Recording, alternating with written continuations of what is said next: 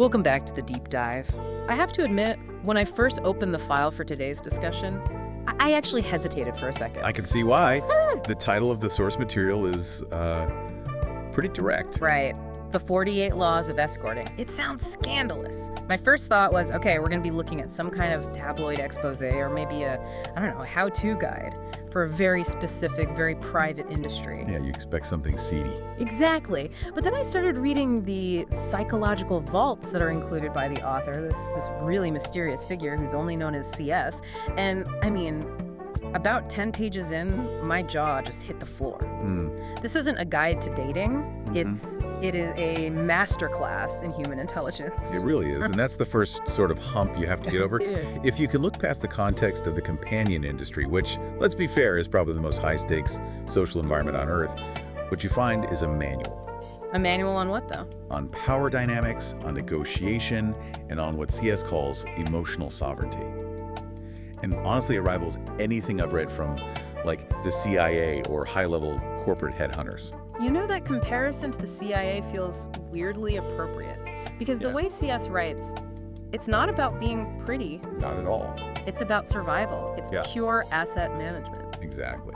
The core premise, which is really the mission statement of this entire deep dive, is this single kind of brutal truth that CS lays out right on page 1. What's that? The highest paid provider is rarely the most beautiful woman in the room. The highest paid provider is the one who understands the psychology of the man across from her better than he understands himself. Wow, okay. That's the hook. That completely reframes it. It does. It shifts the primary asset from the body to the mind. It turns the dynamic from what you think of as a transaction into an intelligence operation. And we have a lot to get through today because CS creates what is essentially a fortress of protocols. A fortress. I like that. We're going to break down something called the invisible checklist, which is basically how you screen a human being for danger before they even say hello. Okay.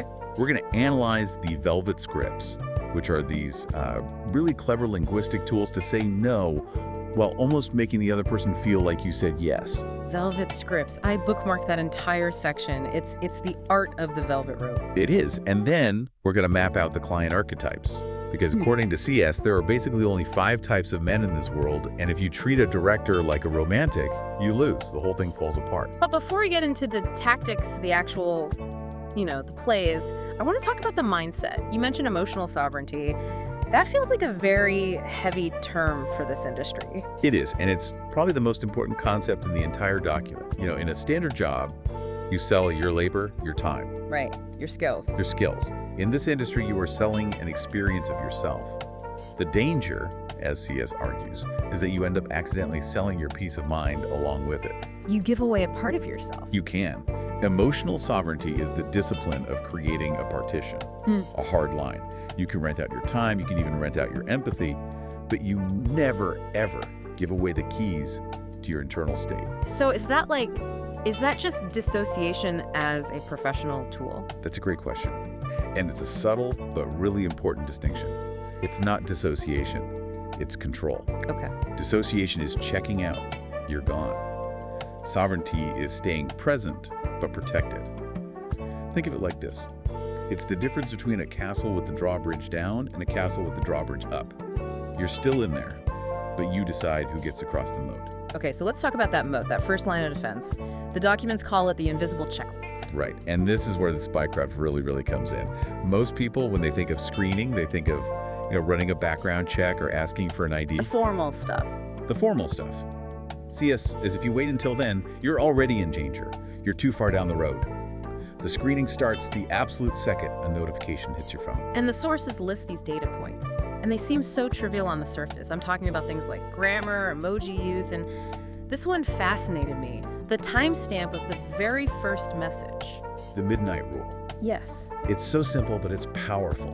The rule is, if a new client's first inquiry comes in after 11:70 p.m., it is an immediate hard red flag. But why? I mean, maybe he works late. Maybe he's a night owl, an insomniac. He might be, of course. Oh. But CS isn't dealing in certainties. She's dealing in patterns of probability. Okay. A text after midnight, especially a first inquiry, signals impulse over planning.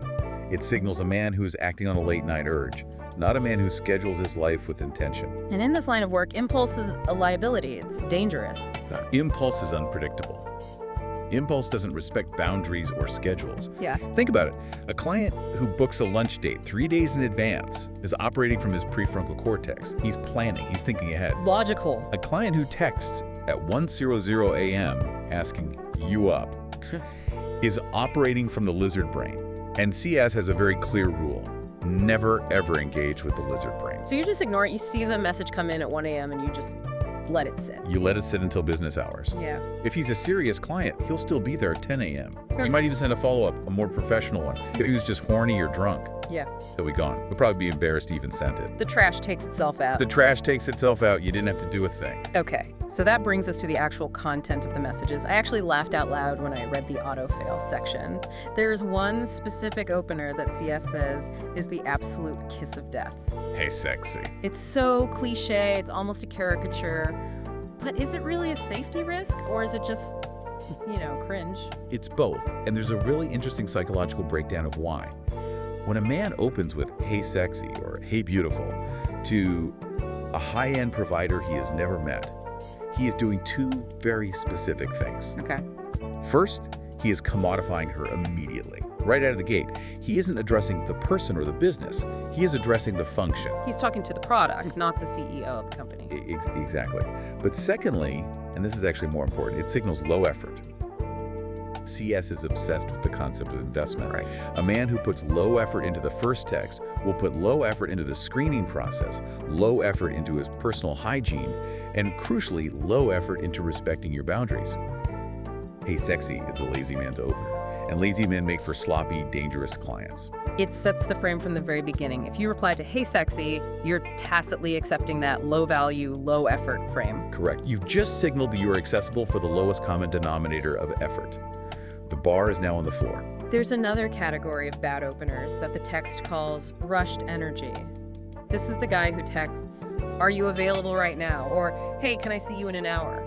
The panic lead. This is a major archetype in the screening phase. The expert view here is, it's pretty brutal.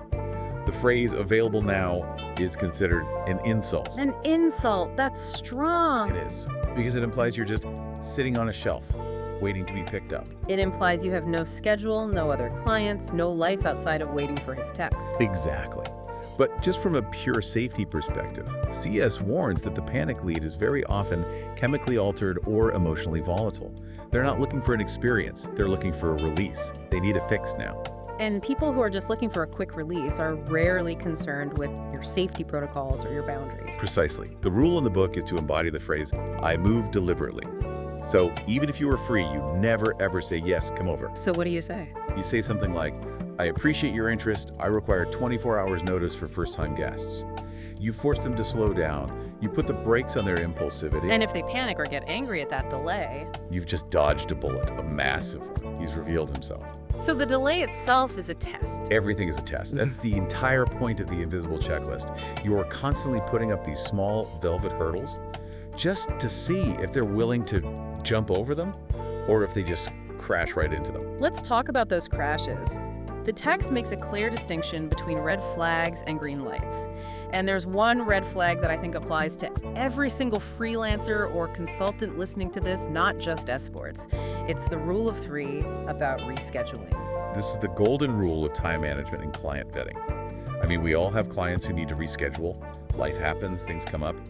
But CS identifies a very specific, dangerous pattern. Which is what? It's the client who cancels or tries to move the appointment twice or 3 times before you've even had the first meeting. Right. The, "Hey, can we push it back an hour?" And then an hour later, "Actually, can we just do tomorrow?" And then the next day, "So sorry, something came up again." The text is unambiguous. Block him. Don't engage further.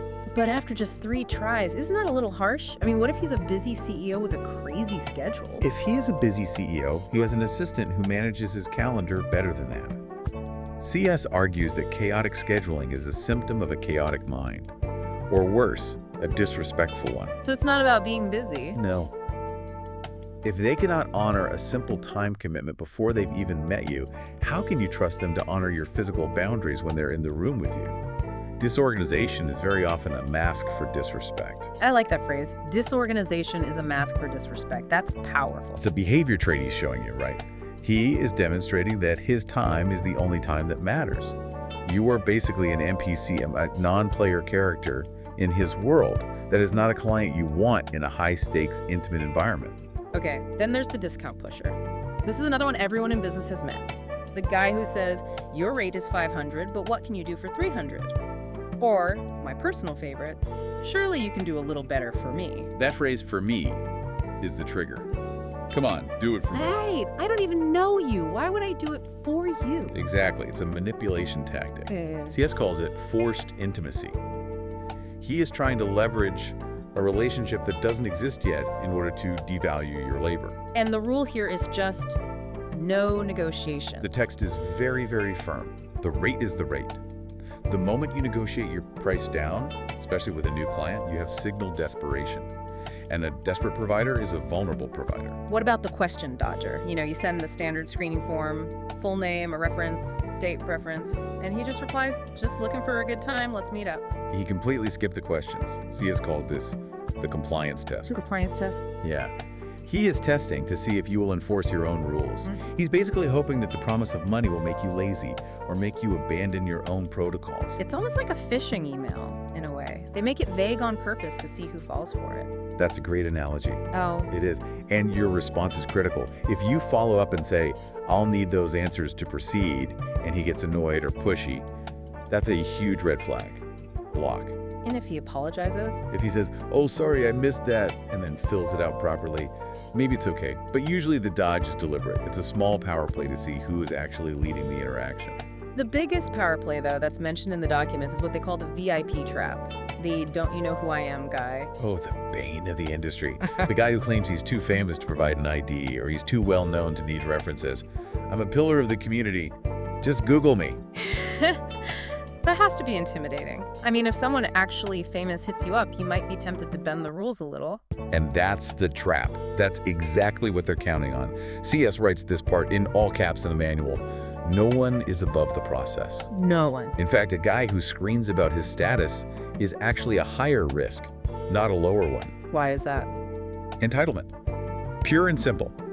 If he genuinely believes his status exempts him from your screening rules, he likely also believes his status exempts him from the rules of consent. He thinks he's untouchable.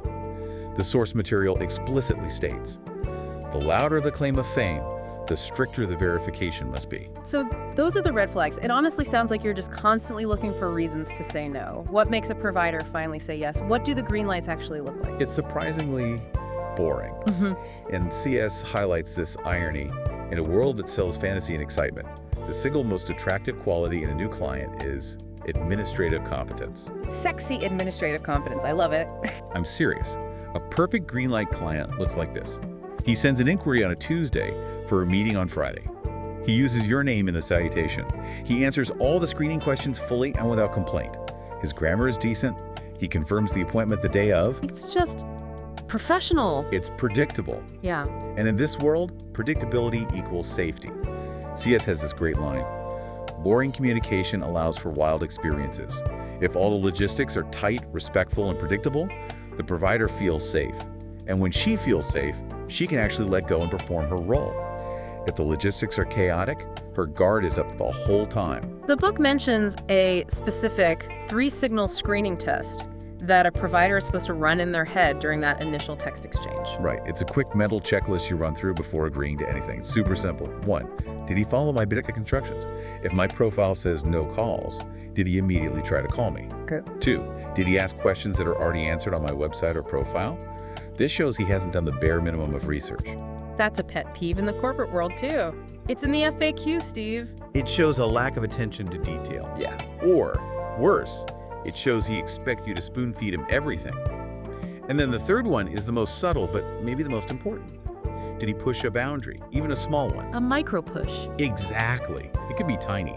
Maybe your profile says, I don't see smokers, and he texts, I only smoke when I drink. That's cool, right?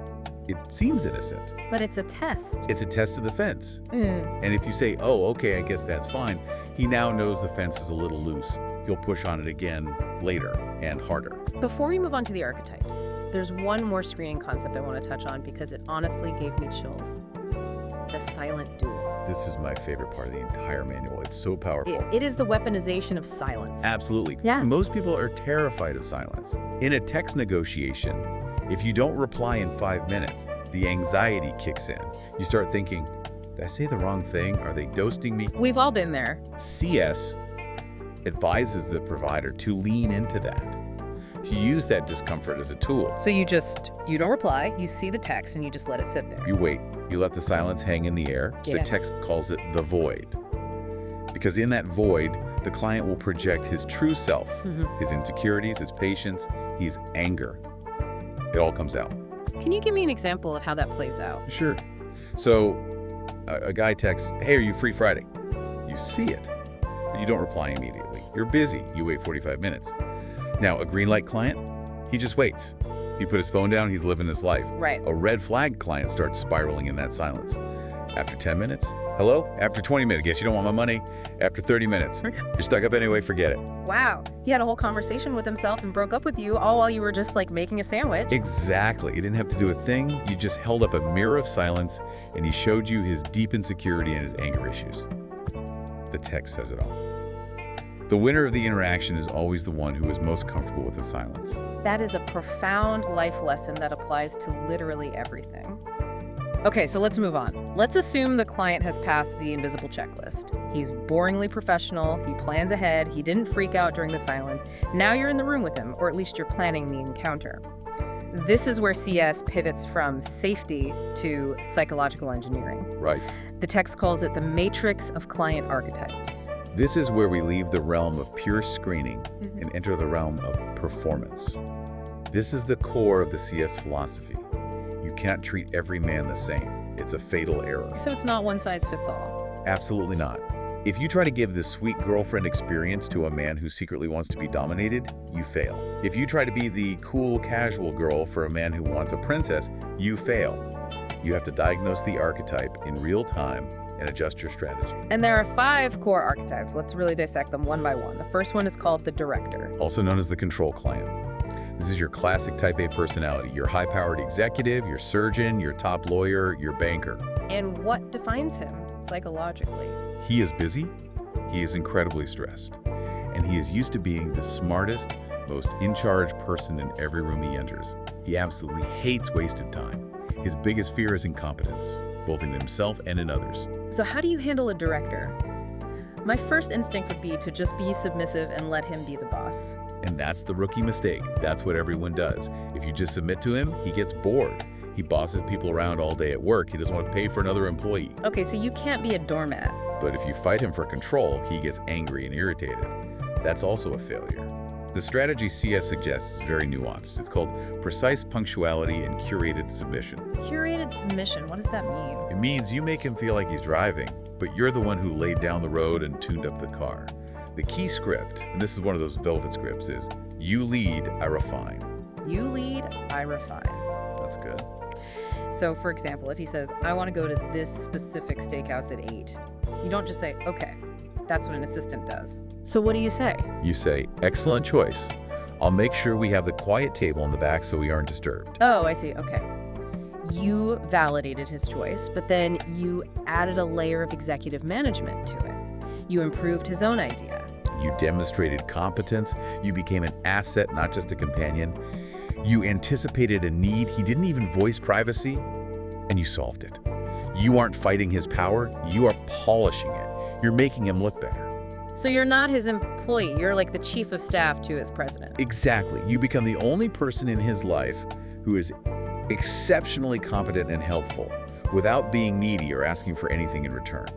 For a director, that is an incredibly powerful drug. Okay, so archetype number 2 sounds like the complete opposite of that. The collector. The collector is a totally different beast. He's not looking for stress relief. He's looking for rarity, uniqueness. These are the guys who talk about finding unicorns, right? Yes. That's the telltale language. Yeah. He collects experiences like they're trophies. He collects vintage wines, rare cars, first edition books, and unique women. He objectifies, yes, but he objectifies based on scarcity. His core desire is to know that he has access to something beautiful and rare that no one else has. So how do you play that? How do you give him what he wants? You have to become an enigma. You do not overshare. With the director, you are clear, concise, and efficient. With the collector, you are vague, mysterious, and maybe even a little poetic. You have to constantly create a one-of-one experience. The source material talks about his novelty addiction. That's his psychological hook. He's addicted to the new, the undiscovered.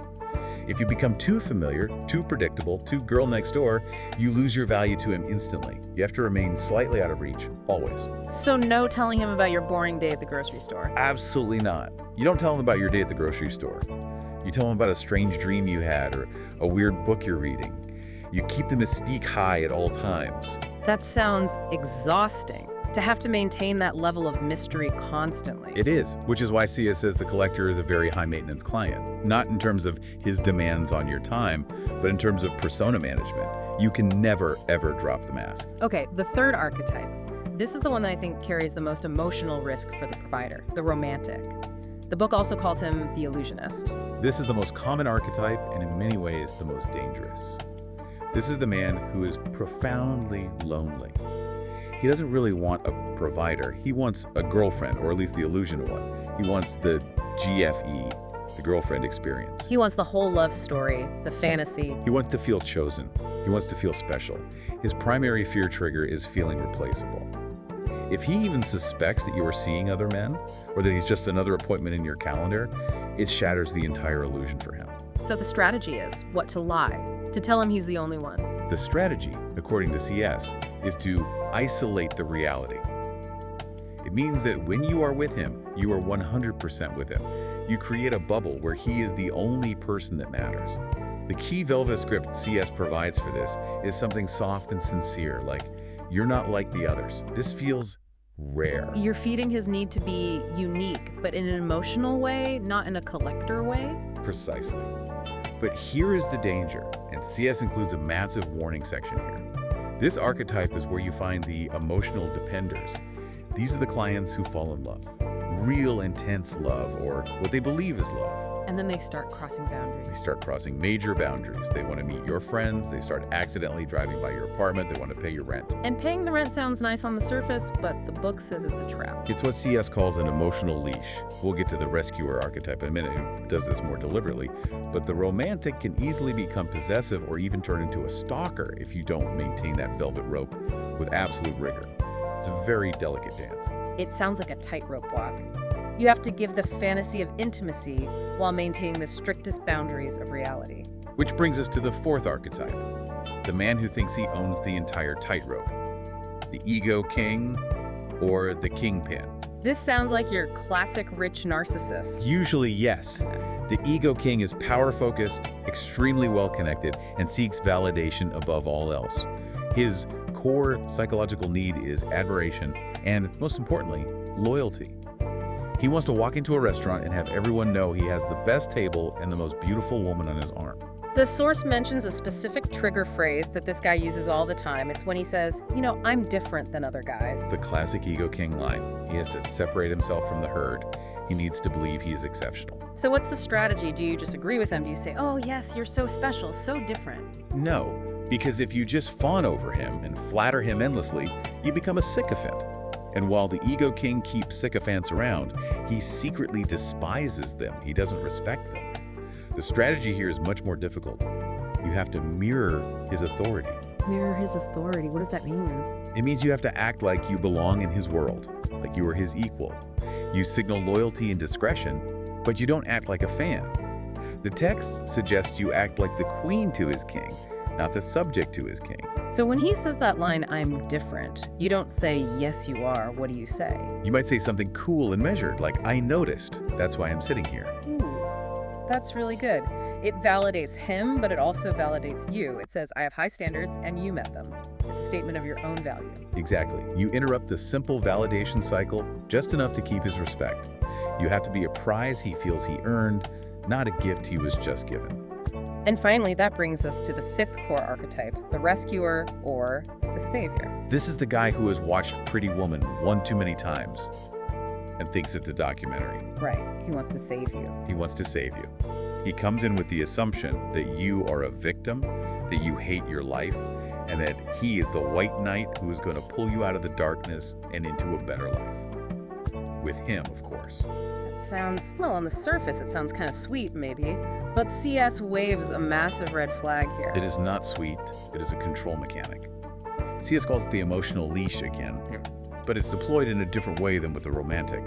If he saves you, he feels he owns you. He wants you to be dependent on his charity, his generosity. Because if you're dependent on him, you can't leave him. Correct.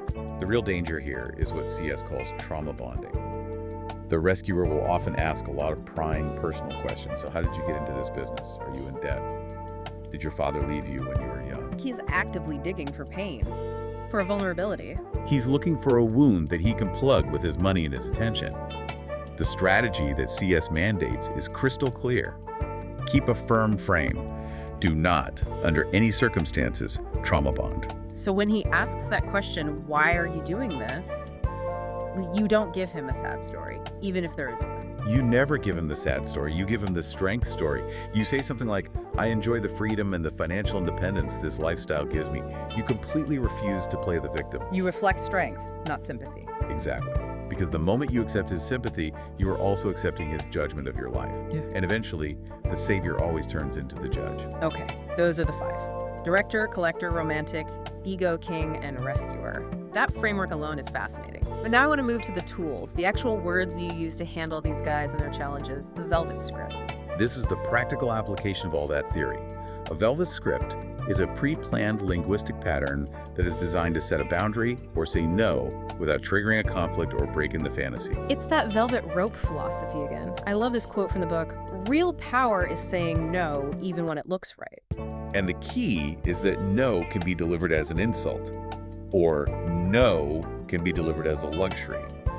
Velvet scripts are all about turning no into a luxury item. Okay, let's look at the signature psychology script matrix. I just love that title. The first scenario is the rate challenge. This happens to everyone, in every business. A client asks for a discount. Can you do it cheaper? The amateur defensive response is to justify your price. Well, I have costs and I have to pay for this and that. You sound desperate. Right. The velvet script response shifts the frame entirely. The script CS offers is, I'm not for everyone.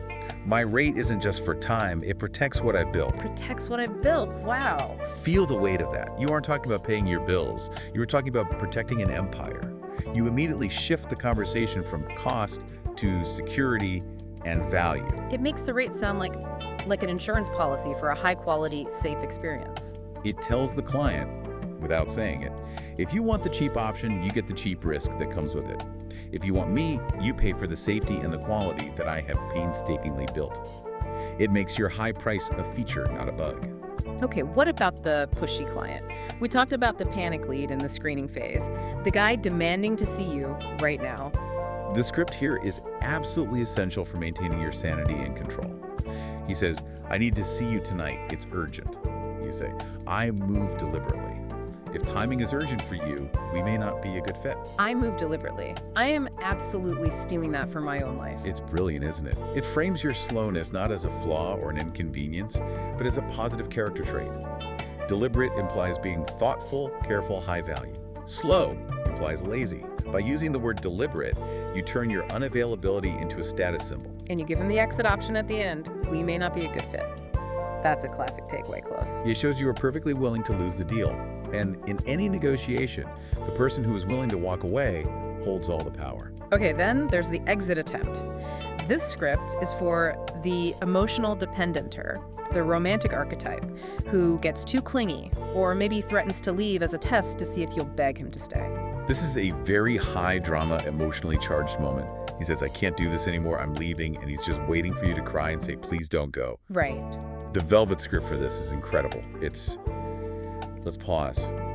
I honor the connection we have, but I won't let it distort my path. It's cold, but it's beautiful. It's so clear. It's emotional sovereignty in a single sentence. I honor the connection. You're not dismissing his feelings, you're validating them, but I won't let it distort my path. My life, my goals, my business are bigger than this one relationship. It reestablishes the professional hierarchy immediately and calmly. The sources also talk about nonverbal scripts, push-pull dynamics. There's a specific technique called the art fair technique. What is that? This is a physical cue that CS describes. She says to imagine you are at an art gallery looking at a painting. You take a step back to see it better, to appreciate it more. The technique is Short answers, longer smiles, and stepping a half pace back to create pursuit. Why the half pace back? What does that do? It exploits a subconscious human reflex. If I lean into you when we're talking, I am chasing you. I am the aggressor. If I take a small step back, I create a vacuum. You will instinctively want to lean in to close that gap. You literally force them to chase you physically without them even realizing it. It's incredibly subtle, but it establishes that you are the prize on the wall, and they are the observer who has to approach you. And we touched on silence as a weapon in the screening phase, but the book says the silence protocol is also used in active negotiation. Yes, if you're dealing with that analytical director type, and he asks a really tough question or makes a big demand, the worst thing you can do is answer immediately. It makes you look reactive. So you pause. You pause, but crucially, you label the pause. You say something like, "That's an interesting point, give me a second to consider that," and then you go completely silent for 5 or 10 seconds. What does labeling the pause do for you? It turns the silence from awkward freezing or being stumped into active processing time. It shows you are a thoughtful, deliberate decision maker. It commands respect. You aren't rattled, you are computing. Let's zoom out a bit to the broader mechanics of power and value. There's a rule in the text called the 72-hour rule. This is derived from this sort of old-school seduction idea that 72 hours is the perfect seduction rhythm. How does that apply here? CS argues that constant availability kills desire. It's a fundamental law.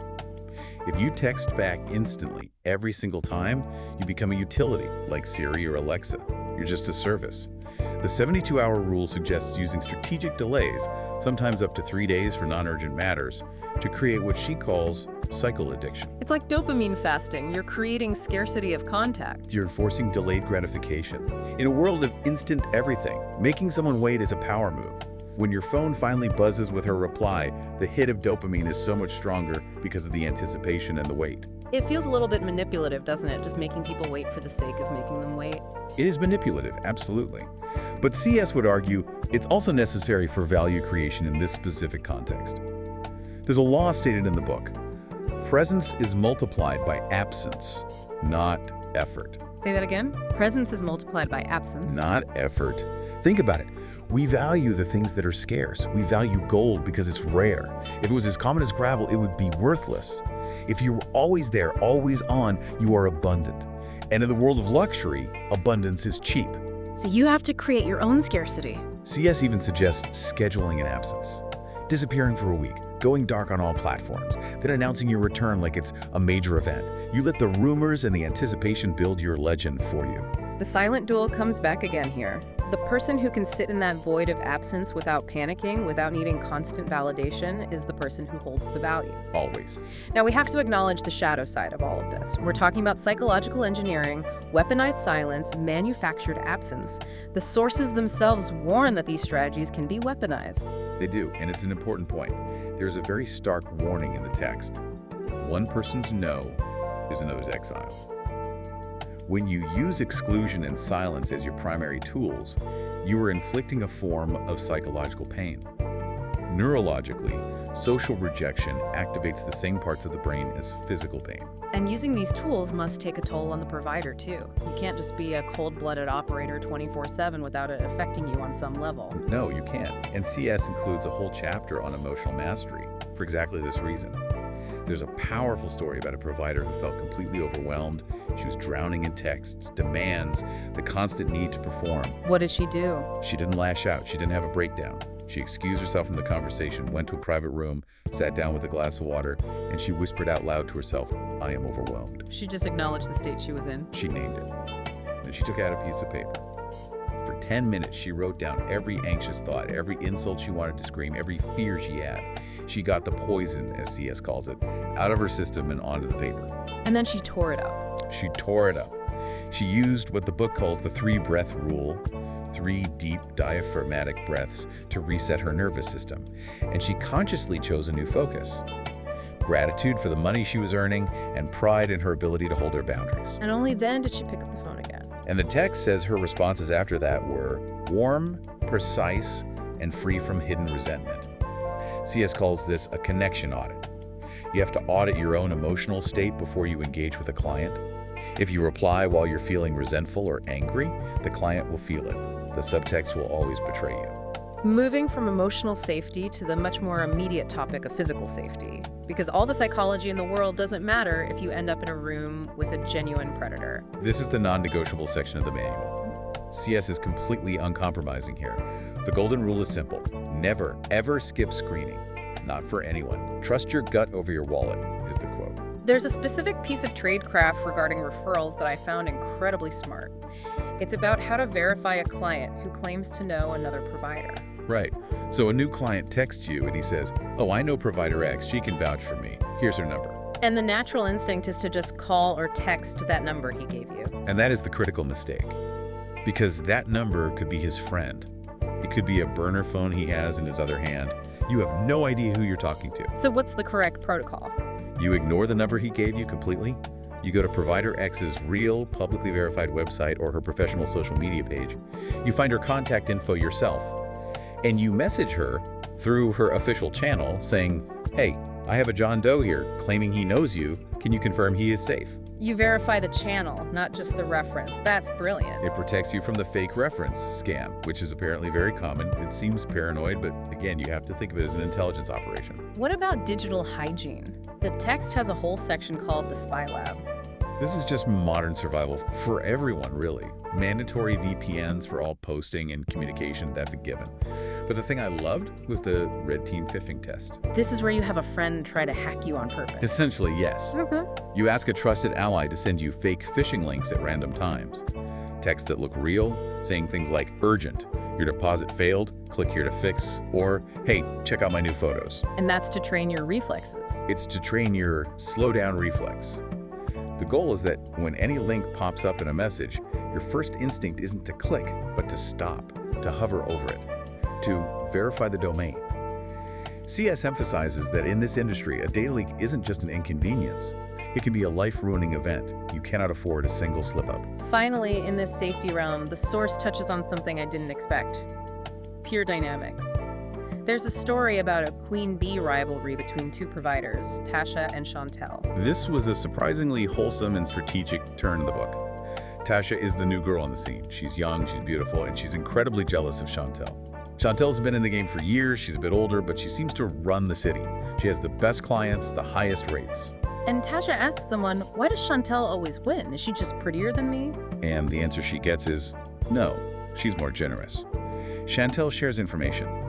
If she encounters a dangerous client, she puts him on a public blacklist to warn the other girls. Yeah. She introduces good clients to other providers. She uplifts the entire community. So she doesn't treat it like a zero-sum game where there can only be one winner. Exactly. Tasha learns a critical lesson. Clear lines kept her powerful. Boundaries aren't just for clients, they are for your peers too. But more importantly, a strong peer network is a safety net. It's an intelligence network. If you alienate your peers because you want to be the one and only queen bee, you lose your warning system. When a dangerous client comes to town, nobody calls to warn you. So in a way, generosity is actually a survival strategy. In a high-risk industry, isolation is death.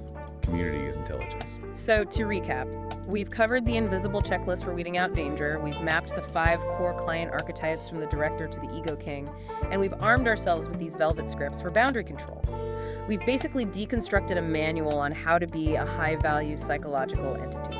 It really is the documented transition from being a service provider to becoming a high-value entity. Yeah. That's the core theme of the entire work. I want to leave our listeners with one final provocative thought from the source material. It's a brief mention of something called a private side project.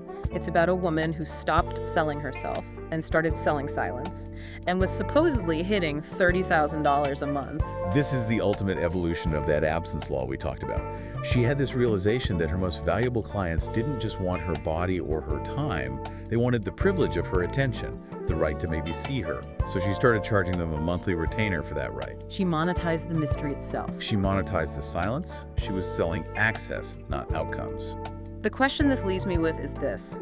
If the ultimate power move is absence and silence, at what point does the persona become so exclusive, so rare, that it basically ceases to exist for the public eye? That's the paradox of extreme luxury, isn't it? To be the ultimate coveted object, you must be almost completely invisible to the masses. And In a world of constant oversharing where everyone is broadcasting every meal and every thought on social media, maybe that's it. Maybe mystery is the only true luxury left. A powerful thought to end on. Thanks for diving depth with us today. Always a pleasure.